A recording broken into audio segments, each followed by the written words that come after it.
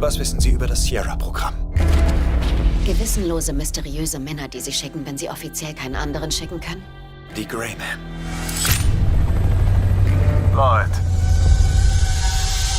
Du hast einen Auftrag. Aufspüren und vernichten. Klingt spaßig. Der Mann ist bekannt wie ein bunter Hund.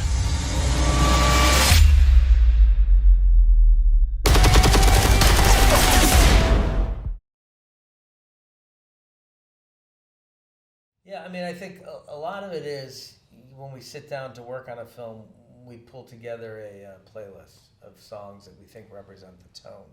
It's very easy to capture tone through music. Music has a level of sophistication in the way it can communicate tone.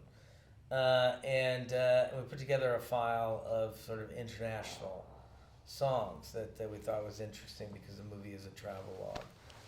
We also, we wanted a bit of a throwback quality to the film, so we used a lot of period music for it. Silverbird was one that we didn't put in the folder. It came later. We happen to work with two of the best music supervisors in the business, named Tom and Manish, whose resume is just ridiculous. And we've worked with them for, 15 years now. So we have a great shorthand with them. They knew the tone of what we were looking for. And they were the ones who presented Silverbird as an option, and we thought that the lyrics were perfect, and the tone was perfect. Yeah. We probably experimented though with a dozen songs though, and that's at various points in the edit. All from around the same period though. Yeah. I mean, it's interesting when you when you have contrast. That usually makes the movie more interesting. When you underscore it with a similar tone, it reinforces the tone, but it doesn't bring anything new to the moment. Yeah, I mean, this was a little cheekier in that regard. I mean, the song is about Silverbird and letting the bird go, and so the lyrics had a little bit of fun correlation to the story itself. So I felt like it was a little stickier in that regard. Yeah, but it's almost similar to the way we like to use humor, for instance, in action. Things like Joe was saying, we like when things are incongruous and there's a tension between them.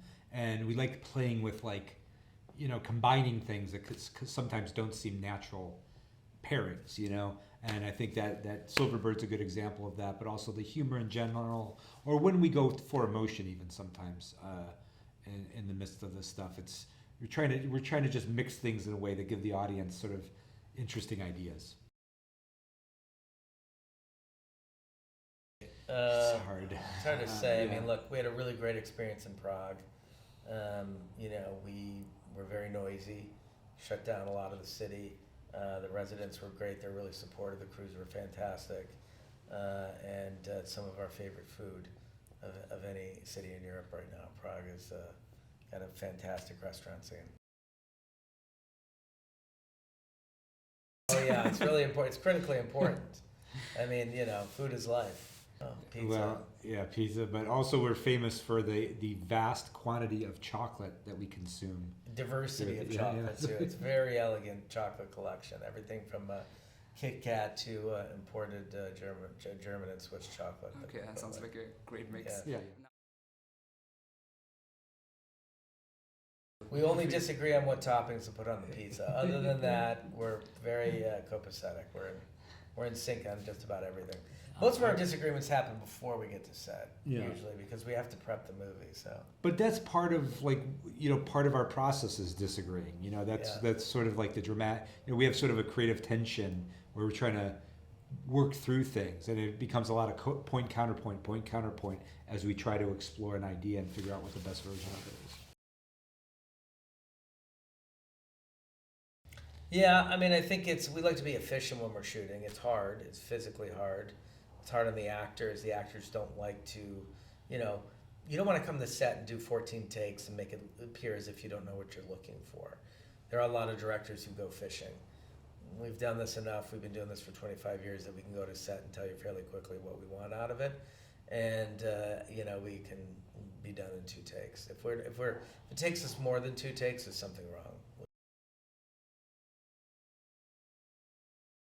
I mean, it is. It's our, it's our fucked up version of James Bond. This is more. It's more modern thematics. It's a little bit more deconstructed. It's cheekier. It has some elements that are absurd, but and the lead character is very different than Bond. He's unglamorous. He's very blue collar, hard nosed. All he wants is his freedom. He doesn't embrace any of the aspects of being a spy. In fact, hates it. But he's forced to do it to survive. And there's some modern thematics in it that we found really relevant. This is a character reacting against a corrupt patriarchy. We seem to have an epidemic of corrupt patriarchies going on right now.